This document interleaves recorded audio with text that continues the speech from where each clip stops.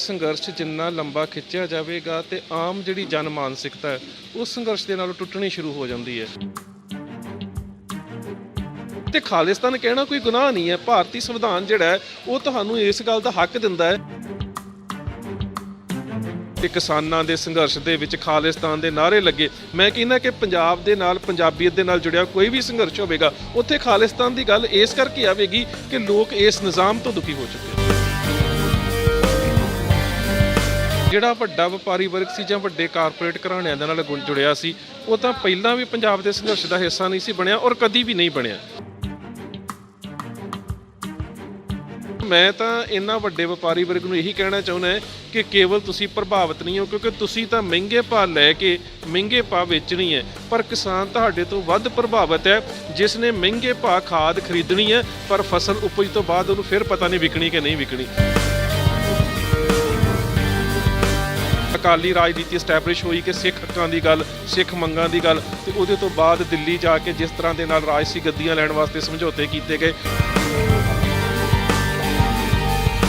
ਹਿੰਦੁਸਤਾਨ ਦਾ ਵਪਾਰ ਪਾਕਿਸਤਾਨ ਨਾਲ ਹੁੰਦਾ ਹੈ ਪਰ ਕਰਾਚੀ ਬੰਦਰਗਾਹ ਦੇ ਰਾਹੀਂ ਹੁੰਦਾ ਹੈ। ਜੇਕਰ ਸੜਕੀ ਵਪਾਰ ਤੁਸੀਂ ਖੋਲ੍ਹਦੇ ਹੋ ਤਾਂ ਪੰਜਾਬ ਦੀਆਂ ਸਬਜ਼ੀਆਂ ਜਿਹੜੀਆਂ ਨੇ ਸੜਕੀ ਮਾਰਗ ਰਾਹੀਂ ਈਰਾਨ ਤੱਕ ਜਾ ਸਕਦੀਆਂ ਨੇ। ਕੇਂਦਰ ਸਰਕਾਰ ਵੱਲੋਂ ਥੋਪੇ 3 ਆਰਡੀਨੈਂਸ ਬਿੱਲ ਕਾਨੂੰਨ ਦਾ ਰੂਪ ਲੈ ਚੁੱਕੇ ਨੇ ਤੇ ਹੁਣ ਕਿਸਾਨਾਂ ਵੱਲੋਂ ਲਗਾਤਾਰ ਵਿਰੋਧ ਕੀਤਾ ਜਾ ਰਿਹਾ ਹੈ ਅਤੇ ਕਿਸਾਨਾਂ ਦੇ ਵਿਰੋਧ ਤੋਂ ਬਾਅਦ ਕਈ ਸਿੱਖ ਜਥੇਬੰਦੀਆਂ, ਕਈ ਬੁੱਧੀਜੀਵੀ ਤੇ ਕਈ ਕਲਾਕਾਰ ਜਿਹੜੇ ਆ ਕਿਸਾਨਾਂ ਦੇ ਹੱਕ 'ਚ ਆਣ ਖੜੇ ਹੋਏ ਆ। ਸਾਡੇ ਨਾਲ ਇਸ ਸਮੇਂ ਬੁੱਧੀਜੀਵੀ ਡਾਕਟਰ ਉਦੂਕੇ ਜੀ ਮੌਜੂਦ ਨੇ। ਅਸੀਂ ਗੱਲਬਾਤ ਕਰਦੇ ਹਾਂ। ਵਾਹਿਗੁਰੂ ਜੀ ਕਾ ਖਾਲਸਾ, ਵਾਹਿਗੁਰੂ ਜੀ ਕੀ ਫਤਿਹ। ਉਦੂਕੇ ਜੀ, ਹੁਣ ਕਿਸਾਨਾਂ ਦਾ ਸੰਘਰਸ਼ ਬਹੁਤ ਲੰਬਾ ਹੁੰਦਾ ਜਾ ਰਿਹਾ ਹੈ। 1 ਮਹੀਨੇ ਤੋਂ ਉੱਤੇ ਦਾ ਸਮਾਂ ਹੋ ਗਿਆ। ਕੀ ਲੱਗਦਾ ਹੈ ਕਿੱਥੋਂ ਤੱਕ ਇਹ ਸੰਘਰਸ਼ ਜਾਏਗਾ ਤੇ ਕਿਸ ਤਰ੍ਹਾਂ ਇਹਦਾ ਨਿਪਟਾਰਾ ਹੋ ਸਕਦਾ? ਵੇਖੋ, ਜਦੋਂ ਇਵੇਂ ਦੇ ਸੰਘਰਸ਼ ਹੁੰਦੇ ਨੇ ਤਾਂ ਸਟੇਟ ਦੀ ਪਾਲਿਸੀ ਹਮੇਸ਼ਾ ਇਵੇਂ ਦੀ ਹੁੰਦੀ ਹੈ ਕਿ ਸੰਘਰਸ਼ ਜਿੰਨਾ ਲੰਬਾ ਖਿੱਚਿਆ ਜਾਵੇਗਾ ਤੇ ਆਮ ਜਿਹੜੀ ਜਨ ਮਾਨਸਿਕਤਾ ਹੈ ਉਸ ਸੰਘਰਸ਼ ਦੇ ਨਾਲੋਂ ਟੁੱਟਣੀ ਸ਼ੁਰੂ ਹੋ ਜਾਂਦੀ ਹੈ। ਜਾਂ ਕੁਝ ਲੋਕਾਂ ਦੀਆਂ ਇਵੇਂ ਦੀਆਂ ਰੋਜ਼ਾਨਾ ਜਾਂ ਰੋਜ਼ਮਰਾ ਦੀਆਂ ਲੋੜਾਂ ਹੁੰਦੀਆਂ ਨੇ ਜਿਹੜੀਆਂ ਪ੍ਰਭਾਵਿਤ ਹੁੰਦੀਆਂ ਨੇ ਤੇ ਲੋਕ ਸੰਘਰਸ਼ ਨਾਲ ਟੁੱਟਦੇ ਨੇ ਤੇ ਲੋਕ ਸੰਘਰਸ਼ ਦੇ ਵਿਰੋਧੀ ਹੋ ਜਾਂਦੇ ਨੇ।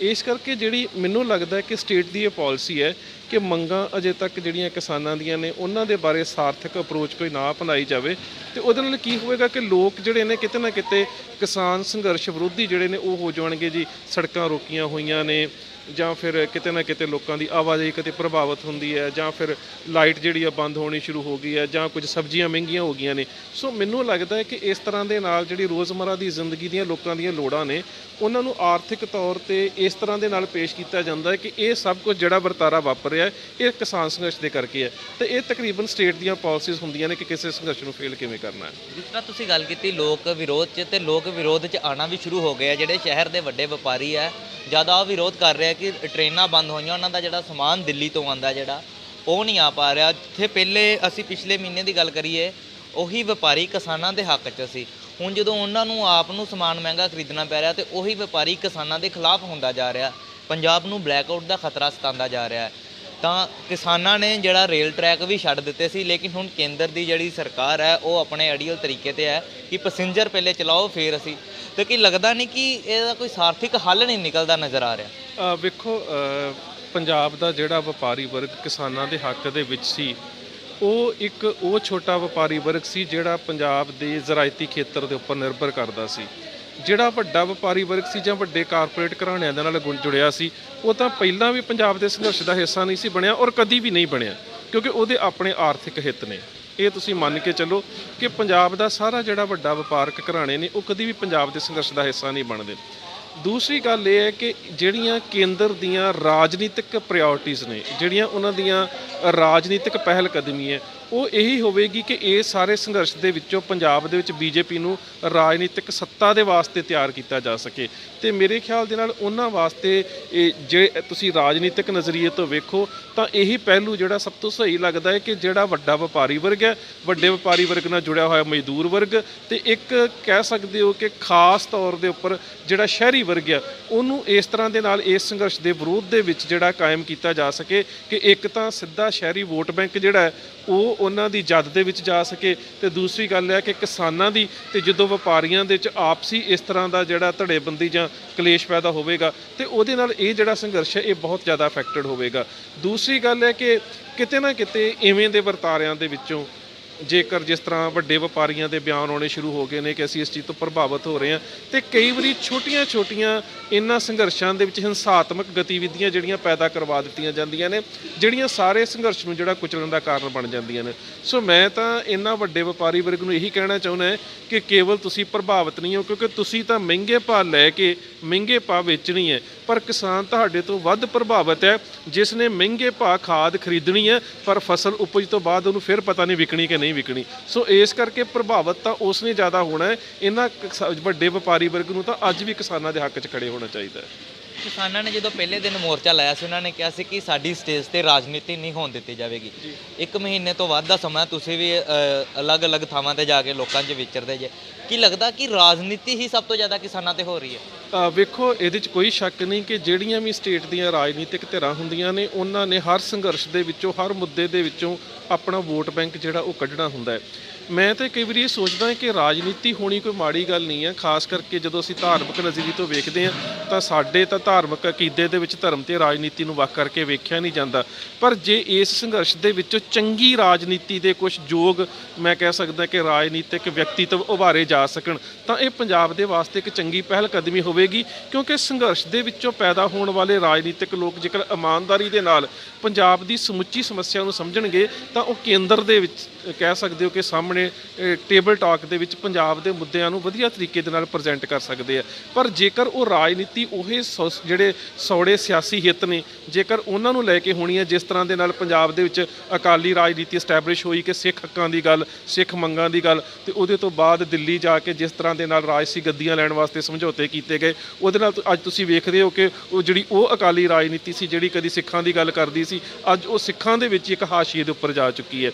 ਇਸ ਤਰ੍ਹਾਂ ਦੇ ਨਾਲ ਜੇਕਰ ਇੱਕ ਤਰ੍ਹਾਂ ਦੀ ਕਹਿ ਸਕਦੇ ਹੋ ਕਿ ਤੁਸੀਂ ਸਵਾਰਥੀ ਰਾਜਨੀਤਿਕ ਜਿਹੜੀ ਲੀਡਰਸ਼ਿਪ ਹੈ, ਜੇ ਤਾਂ ਉਹ ਪੈਦਾ ਹੋਵੇਗੀ ਤਾਂ ਉਹ ਤਾਂ ਓਬਵੀਅਸਲੀ ਕਿਸੇ ਵੀ ਕਮਿਊਨਿਟੀ ਦੇ ਵਾਸਤੇ, ਖਿੱਤੇ ਦੇ ਵਾਸਤੇ ਉਹ ਨੁਕਸਾਨਦੇਹ ਹੁੰਦੀ ਹੈ। ਪਰ ਜੇਕਰ ਇਸ ਸੰਘਰਸ਼ ਦੇ ਵਿੱਚੋਂ ਚੰਗੇ, ਯੋਗ, ਇਮਾਨਦਾਰ ਆਗੂ ਨਿਕਲਦੇ ਨੇ, ਜਿਹੜੀ ਉੱਚ ਮਿਆਰੀ ਨੈਤਿਕ ਕਦਰਾਂ ਕੀਮਤਾਂ ਦੀ ਗੱਲ, ਜਿਹੜੀ ਕੇਂਦਰ ਦੇ ਨਾਲ ਪੰਜਾਬ ਦੇ ਹੱਕਾਂ ਦੀ ਖੁਦ ਮੁਖਤਿਆਰੀ ਦੀ ਗੱਲ ਕਰ ਸਕਣ, ਤੇ ਮੇਰੇ ਖਿਆਲ ਦੇ ਨਾਲ ਇੱਕ ਸੰਘਰਸ਼ ਨੂੰ ਸਕਾਰਾਤਮਕ ਨਜ਼ਰੀਏ 'ਚ ਵੇਖਣਾ ਚਾਹੀਦਾ ਹੈ। ਉਦੋਂ ਕੇ ਸਾਹਿਬ, ਜਦੋਂ ਪਹਿਲੇ ਸੰਘਰਸ਼ ਸ਼ੁਰੂ ਹੋਏ ਸੀ, ਕਿਹਾ ਜਾਂਦਾ ਸੀ ਕਿ ਸੰਘਰਸ਼ 'ਚ ਸਿੱਖ ਵੀ ਹੈ, ਹਿੰਦੂ ਵੀ ਹੈ, ਮੁਸਲਮ ਵੀ ਹੈ।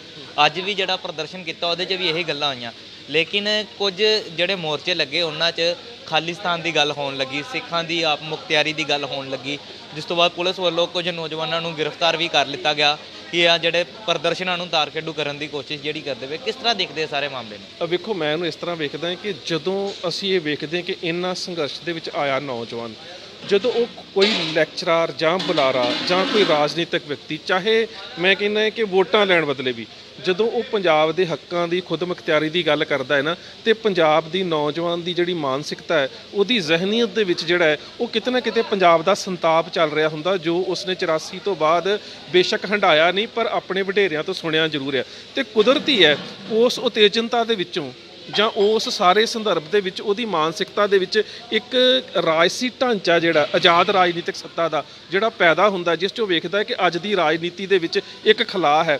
ਵੇਖੋ, ਜੇ ਤੁਸੀਂ ਇੱਕ ਗੱਲ ਵੇਖੋ ਤੇ ਕਿਹੜਾ ਪਰਿਵਾਰ ਹੈ, ਚਾਹੇ ਉਹ ਹਿੰਦੂ ਹੈ ਚਾਹੇ ਸਿੱਖ ਹੈ, ਉਹ ਨਹੀਂ ਚਾਹੁੰਦਾ ਕਿ ਉਹਦੀ ਬੱਚੀ ਬਾਹਰ ਜਾਵੇ ਤੇ ਉਹਦੀ ਇੱਜ਼ਤ ਮਹਿਫੂਜ਼ ਹੋਵੇ। ਕਿਹੜਾ ਆਰਥਿਕ ਤੌਰ ਤੇ ਜਿਹੜਾ ਉਹ ਪੰਜਾਬ ਦੇ ਸਮੁੱਚੇ ਭਾਈਚਾਰੇ ਦੇ ਵਿੱਚ ਬਰਾਬਰਤਾ ਨਹੀਂ ਚਾਹੁੰਦਾ। ਕਿਹੜਾ ਜਾਤੀ ਮਾਤਵਕ ਸਮਾਜ ਦੀ ਗੱਲ ਨਹੀਂ ਕਰਦਾ। ਕਿਹੜਾ ਚਾਹੁੰਦਾ ਕਿ ਦਲਿਤਾਂ ਦੇ ਨਾਲ ਵਿਤਕਰਾ ਹੋਵੇ। ਜਦੋਂ ਉਹ ਇਸ ਸਾਰੇ ਸਮਾਜ ਦੇ ਵਿੱਚ, ਇਸ ਢਾਂਚੇ ਦੇ ਵਿੱਚ ਇੰਨੀਆਂ ਜ਼ਿਆਦਾ ਦਰਾਰਾਂ ਨੂੰ ਵੇਖਦਾ ਤੇ ਓਬਵੀਅਸਲੀ ਉਹਦੀ ਜ਼ੁਬਾਨ ਦੇ ਉੱਪਰ ਖਾਲਿਸਤਾਨ ਦੀ ਗੱਲ ਆਉਂਦੀ ਹੈ। ਤੇ ਖਾਲਿਸਤਾਨ ਕਹਿਣਾ ਕੋਈ ਗੁਨਾਹ ਨਹੀਂ ਹੈ। ਭਾਰਤੀ ਸੰਵਿਧਾਨ ਜਿਹੜਾ ਹੈ ਉਹ ਤੁਹਾਨੂੰ ਇਸ ਗੱਲ ਦਾ ਹੱਕ ਦਿੰਦਾ ਹੈ ਕਿ ਤੁਸੀਂ ਕਿਸੇ ਵੀ ਵੱਖਰੇ ਖਿੱਤੇ ਦੀ ਮੰਗ ਕਿਸੇ ਵੀ ਨਾ ਅਧੀਨ ਕਰ ਸਕਦੇ ਹੋ, ਬਸ਼ਰਤੇ ਉਸ ਨੂੰ ਪ੍ਰਾਪਤ ਕਰਨ ਦਾ ਤਰੀਕਾ ਹਿੰਸਕ ਨਾ ਹੋਵੇ। ਸੋ ਜਦੋਂ ਇਹ ਸੰਵਿਧਾਨਕ ਤੌਰ ਤੇ ਕਿਸੇ ਨੂੰ ਵੀ ਕਿਸੇ ਨੂੰ ਕਹਿ ਸਕਦੇ ਹੋ ਕਿ ਆਪਣੇ ਖਿੱਤੇ ਦਾ ਨਾਮਕਰਨ ਕਰਨ ਤੇ ਉਸ ਦੀ ਮੰਗ ਕਰਨ ਦੀ ਜਾਇਜ਼ ਜਿਹੜੀ ਹੈ ਉਹ ਮੰਗ ਦੀ ਜਿਹੜੀ ਗੱਲ ਹੈ, ਹੱਕ ਮਿਲਿਆ ਹੋਇਆ, ਤਾਂ ਮੈਨੂੰ ਨਹੀਂ ਲੱਗਦਾ ਕਿ ਇਹਦੇ ਕਹਿਣ ਦੇ ਨਾਲ ਕੋਈ ਬਹੁਤ ਵੱਡਾ, ਜਿਸ ਤਰ੍ਹਾਂ ਦੇ ਨਾਲ ਇੱਕ ਵਿਵਾਦ ਖੜਾ ਕਰ ਦਿੱਤਾ ਜਾਂਦਾ ਹੈ ਕਿ ਕਿਸਾਨਾਂ ਦੇ ਸੰਘਰਸ਼ ਦੇ ਵਿੱਚ ਖਾਲਿਸਤਾਨ ਦੇ ਨਾਅਰੇ ਲੱਗੇ। ਮੈਂ ਕਹਿੰਦਾ ਕਿ ਪੰਜਾਬ ਦੇ ਨਾਲ, ਪੰਜਾਬੀਅਤ ਦੇ ਨਾਲ ਜੁੜਿਆ ਕੋਈ ਵੀ ਸੰਘਰਸ਼ ਹੋਵੇਗਾ,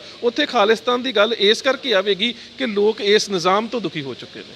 ਮੈਂ ਲਾਸਟ ਸਵਾਲ, ਤੁਸੀਂ ਬੁੱਧੀਜੀਵੀ ਜੇ, ਤੁਹਾਡੇ ਨਜ਼ਰੀਏ ਨਾਲ ਦੇਖਿਆ ਜਾਏ ਤੇ ਕਿਸ ਤਰ੍ਹਾਂ ਇਹ ਬਿੱਲਾਂ ਨੂੰ ਰੱਦ ਕਰਵਾਉਣ ਲਈ ਅੱਗੋਂ ਕਿਸ ਤਰ੍ਹਾਂ ਦਾ ਸੰਘਰਸ਼ ਹੋਣਾ ਚਾਹੀਦਾ? ਇਸੇ ਤਰ੍ਹਾਂ ਚੱਲਣਾ ਚਾਹੀਦਾ ਜਾਂ ਸੰਘਰਸ਼ 'ਚ ਕੋਈ ਫੇਰ ਬਦਲ ਕਰਨਾ ਪਵੇਗਾ? ਵੇਖੋ, ਪਹਿਲੀ ਗੱਲ ਤਾਂ ਇਹ ਹੈ ਕਿ ਇਸ ਸਮੁੱਚੇ ਬਿੱਲਾਂ ਦੇ ਜਿਹੜੇ ਪ੍ਰਤੀਕਰਮ ਨੇ, ਉਹਨਾਂ ਦੇ ਵਿੱਚ ਸਾਨੂੰ ਲੋਕਾਂ ਤੱਕ ਇਹ ਗੱਲ ਲੈ ਕੇ ਜਾਣੀ ਚਾਹੇਗੀ ਕਿ ਬਿੱਲ ਹੈ ਕੀ ਨੇ ਔਰ ਇਹਨਾਂ ਦੇ ਪੰਜਾਬ ਨੂੰ ਨੁਕਸਾਨ ਕਿੰਨੇ ਨੇ। ਇੱਕ ਇਹਦਾ ਇਹ ਪੱਖ ਹੈ।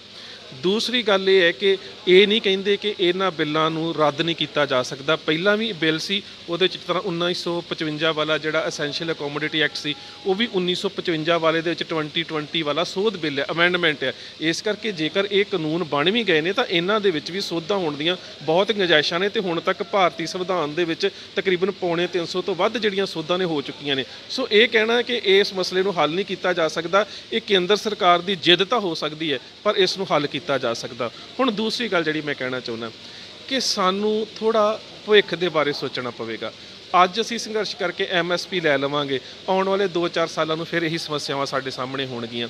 ਸੋ ਜਿਹੜੀਆਂ ਕਿਸਾਨ ਜਥੇਬੰਦੀਆਂ ਨੇ, ਇਹਨਾਂ ਨੂੰ ਤੇ ਆਰਥਿਕ ਮਾਹਰਾਂ ਨੂੰ ਤੇ ਰਾਜਨੀਤਿਕ ਵਿਅਕਤੀਆਂ ਨੂੰ, ਜਿਹੜੇ ਸੁਹਿਰਦ ਰਾਜਨੀਤਿਕ ਵਿਅਕਤੀ ਨੇ, ਉਹਨਾਂ ਨੂੰ ਮਿਲ ਕੇ ਬੈਠਣਾ ਪਵੇਗਾ ਕਿ ਪੰਜਾਬ ਦੇ ਵਿੱਚ ਕਿਸ ਤਰ੍ਹਾਂ ਦਾ ਕ੍ਰੌਪ ਸਾਈਕਲ ਜਿਹੜਾ ਉਹਨੂੰ ਅਡਾਪਟ ਕੀਤਾ ਜਾਵੇ, ਸਾਡਾ ਫਸਲ ਚੱਕਰ ਕਿਵੇਂ ਦਾ ਹੋਵੇ, ਕਿਸ ਤਰ੍ਹਾਂ ਦੀ ਜਿਹੜੀ ਫਸਲਾਂ ਦੀ ਮੰਗ ਹੈ ਉਹ ਅੰਤਰਰਾਸ਼ਟਰੀ ਮਾਰਕੀਟਿੰਗ ਦੇ ਵਿੱਚ ਹੋਵੇ। ਪੰਜਾਬ ਦੇ ਜਿਹੜੀ ਕਿਸਾਨੀ ਉਹਨੂੰ ਮੰਗ ਕਰਨੀ ਚਾਹੀਦੀ ਹੈ ਕਿ ਵਾਹਗਾ ਬਾਰਡਰ ਦੇ ਰਾਹੀਂ ਵਪਾਰ ਜਿਹੜਾ ਜ਼ਿਆਦਾ ਖੁੱਲ੍ਹਿਆ ਜਾਵੇ। ਹਿੰਦੁਸਤਾਨ ਦਾ ਵਪਾਰ ਪਾਕਿਸਤਾਨ ਨਾਲ ਹੁੰਦਾ ਹੈ ਪਰ ਕਰਾਚੀ ਬੰਦਰਗਾਹ ਦੇ ਰਾਹੀਂ ਹੁੰਦਾ ਹੈ। ਜੇਕਰ ਸੜਕੀ ਵਪਾਰ ਤੁਸੀਂ ਖੋਲ੍ਹਦੇ ਹੋ ਤਾਂ ਪੰਜਾਬ ਦੀਆਂ ਸਬਜ਼ੀਆਂ ਜਿਹੜੀਆਂ ਨੇ ਸੜਕੀ ਮਾਰਗ ਰਾਹੀਂ ਈਰਾਨ ਤੱਕ ਜਾ ਸਕਦੀਆਂ ਨੇ। ਸੋ ਮੰਗ ਤਾਂ ਸਾਨੂੰ ਇਹ ਕਰਨੀ ਚਾਹੀਦੀ ਹੈ ਕਿ ਪੰਜਾਬ ਦਾ ਜਿਹੜਾ ਵਪਾਰਕ ਦਰਵਾਜ਼ਾ ਹੈ ਉਹ ਖੋਲ੍ਹਿਆ ਜਾਵੇ ਕਿ ਅਸੀਂ ਬਾਕੀ ਦੇਸ਼ਾਂ ਦੇ ਨਾਲ ਵਪਾਰ ਕਰ ਸਕੀਏ। ਜਿੱਦਣ ਤੁਸੀਂ ਉਹ ਦਰਵਾਜ਼ਾ ਇਮਾਨਦਾਰੀ ਨਾਲ ਖੋਲ੍ਹ ਦੇਵੋਗੇ, ਉਦਣ ਪੰਜਾਬ ਦਾ ਕਿਸਾਨ ਜਿਹੜਾ ਵਾ ਉਹ ਅੰਤਰਰਾਸ਼ਟਰੀ ਮੰਗ ਦੇ ਅਨੁਸਾਰ ਆਪਣੇ ਆਪ ਹੀ ਇੱਕ ਖਾਸ ਫਸਲ ਚੱਕਰ ਜਿਹੜਾ ਉਹਨੂੰ ਅਪਣਾਉਣਾ ਸ਼ੁਰੂ ਕਰ ਦੇਵੇਗਾ ਕਿ ਮੈਂ ਕਿੰਨੀਆਂ ਦਾਲਾਂ ਉਗਾਉਣੀਆਂ ਨੇ, ਮੈਂ ਕਿੰਨੀਆਂ ਸਬਜ਼ੀਆਂ ਉਗਾਉਣੀਆਂ ਨੇ, ਮੈਂ ਕਿੰਨਾ ਗੰਨਾ ਪੈਦਾ ਕਰਨਾ, ਕਿੰਨਾ ਮੈਂ ਗੁੜ ਅੰਤਰਰਾਸ਼ਟਰੀ ਮੰਡੀ 'ਚ ਵੇਚਣਾ। ਪਰ ਜਿੰਨਾ ਚਿਰ ਤੱਕ ਤੁਸੀਂ ਉਹਨੂੰ MSP ਦੇ ਘੇਰੇ ਦਾਇਰੇ 'ਚ ਬੰਨ੍ਹ ਕੇ ਰੱਖੋਗੇ ਕਿ ਕਣਕ ਦੇ ਉੱਪਰ ਤੇ ਝੋਨੇ ਦੇ ਉੱਪਰ MSP ਮਿਲੇਗੀ, ਬਾਕੀ 20-22 ਫਸਲਾਂ MSP ਤੋਂ ਮੁਕਤ ਹੋਣਗੀਆਂ, ਤਾਂ ਕੁਦਰਤੀ ਉਹਦੀ ਮਾਨਸਿਕਤਾ ਦੇ 'ਚ ਇਹੀ ਹੋਵੇਗਾ ਕਿ ਉਹੀ ਫਸਲ ਬੀਜੀ ਜਾਵੇ ਜਿਹਦਾ ਰੇਟ ਮਿਲਦੀ ਮੈਨੂੰ ਗਰੰਟੀ ਹੈ, ਤੇ ਉਹ ਬਾਕੀ ਫਸਲਾਂ ਤੋਂ ਦੂਰ ਜਾ ਰਿਹਾ। ਇਸ ਕਰਕੇ ਵੱਡੀ ਗੱਲ ਹੈ ਕਿ ਵਪਾਰਕ ਦਰਵਾਜ਼ੇ ਜਿਹੜੇ ਉਹ ਅੰਤਰਰਾਸ਼ਟਰੀ ਸਰਹੱਦਾਂ ਦੇ ਖੋਲ੍ਹ ਦਿੱਤੇ ਜਾਣ। ਜੀ ਬਿਲਕੁਲ, ਵਪਾਰਕ ਦਰਵਾਜ਼ੇ ਜਿਹੜੇ ਉਹ ਖੋਲ੍ਹਣੇ ਚਾਹੀਦੇ ਆ। ਇਹ ਕਹਿਣਾ ਹੈ ਡਾਕਟਰ ਉਦੂਕੇ ਜੀ ਦਾ, ਜਿਹੜਾ ਅੱਜ ਹੁਸ਼ਿਆਰਪੁਰ ਗੜਦੀਵਾਲਾ ਕਿਸਾਨਾਂ ਦੇ ਮੋਰਚੇ 'ਚ ਪਹੁੰਚੇ ਹੈ, ਤੇ ਉਹਨਾਂ ਨੇ ਇਹੀ ਗੱਲ ਕੀਤੀ ਹੈ ਕਿ ਜਿਹੜਾ ਇਸ ਸੰਘਰਸ਼ ਨੂੰ ਖਤਮ ਕਰਨ ਦਾ ਜਿਹੜਾ ਤਰੀਕਾ ਹੈ ਉਹ ਇਹੀ ਹੈ ਕਿ ਜਿਹੜੀਆਂ 20-22 ਤਰ੍ਹਾਂ ਦੀਆਂ ਫਸਲਾਂ ਹੈ ਜਿਹੜੀਆਂ ਕਿਸਾਨ ਉਗਾਉਣਾ ਚਾਹੁੰਦਾ ਹੈ, ਲੇਕਿਨ ਉਹਨਾਂ ਦੀ ਜਿਹੜੀ ਵਿਕਰੀ ਹੈ ਉਹ ਅੰਤਰਰਾਸ਼ਟਰੀ ਪੱਧਰ ਤੇ ਜਿਹੜੀ ਹੈ ਉਹ ਹੋਣੀ ਚਾਹੀਦੀ ਹੈ। ਮੁਕੇਸ਼ ਮਹਿਰਾ, ਸੁਰਖਾਬ TV, ਹੁਸ਼ਿਆਰਪੁਰ।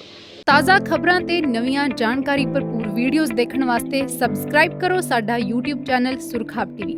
ਜੇਕਰ ਤੁਸੀਂ ਇਸ ਵੀਡੀਓ ਨੂੰ Facebook ਉੱਤੇ ਦੇਖ ਰਹੇ ਹੋ ਤਾਂ ਸਾਡਾ Facebook ਪੇਜ ਰਹਿਮਤ TV ਵੀ ਲਾਈਕ ਤੇ ਫੋਲੋ ਕਰ ਲਓ।